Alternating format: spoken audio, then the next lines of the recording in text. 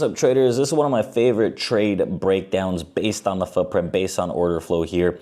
We're down to just a few lots, and let's break this down. So why short this area? Number one, obviously it's an auction area. We can take a look at the volume profile, but mainly the reason is I'm looking for an area where there is a big accumulation of large sell side pressure, so a lot of negative deltas. Now, you may be wondering, okay, well, why not short this area? I don't think it was a terrible idea. It's just that my issue is when we roll over, there's a lot of imbalanced delta that gets traders trapped and stuck into those lows that I don't want to be a part of, right? Instead, I can wait for these guys to get undercut. So if we get a significant move below them, then I can start entering into a short with a slightly wider stop, thinking that we can't move back into these highs. Or we can wait for a move that pushes up.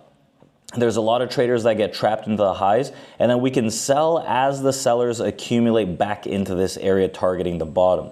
The reason why I'm trying to hold this trade out at this point, we can move some of these stops to about break even.